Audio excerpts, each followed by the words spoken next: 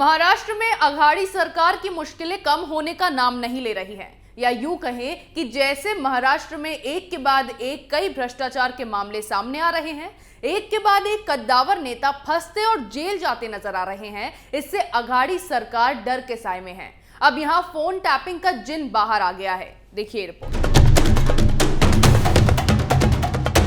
UP, Uttarakhand, Punjab, Goa और मणिपुर में एक तरफ जहां चुनावी सरगर्मी है, वहीं दूसरी तरफ महाराष्ट्र की सियासत में गर्मी देखने को मिल रही है।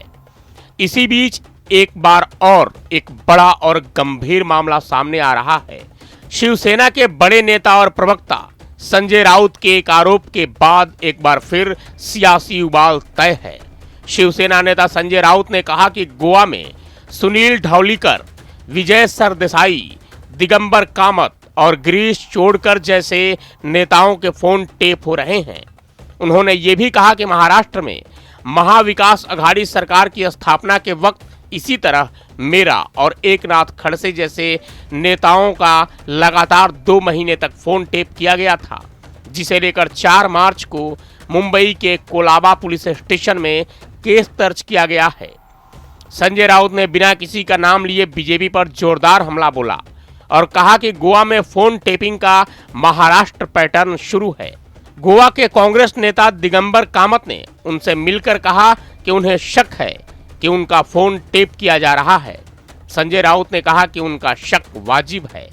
महाविकास अघाड़ी सरकार की स्थापना के समय भी इसी तरह उनका और एकनाथ खड़से जैसे नेताओं के फोन लगातार 2 महीने तक टेप किए गए थे। महाराष्ट्र के पूर्व मुख्यमंत्री और गोवा में बीजेपी के चुनाव प्रभारी देवेंद्र फडणवीस का नाम लिए बिना उन्होंने कहा, उस समय जिनके निर्देश में फोन टेपिंग का काम शुरू था, वहीं अभी गोवा में चुनाव प्रभारी हैं। सब उन्हीं के इशारे पर हो रहा है। जहां जहां चुनाव हो रहे हैं, वहां वहां बीजेपी फोन टेपिंग करवाने का काम करती है। मुझे उत्तर प्रदेश में अखिलेश यादव की चिंता है। देश का लोकतंत्र खतरे में है।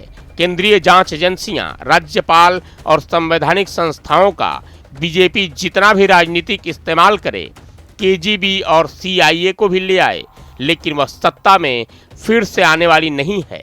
देश की जनता सब देख रही है।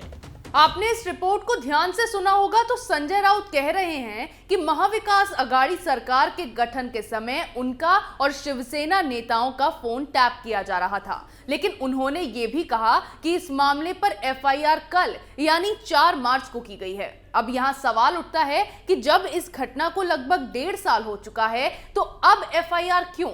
जब इन्हें पता था कि उनका फोन टैप हो रहा है, तो उन्होंने तभी एफआईआर क्यों नहीं कराई? ऐसी खबरें हम आपके लिए लाते रहेंगे। तब तक के लिए देखते रहिए कैपिटल टीवी।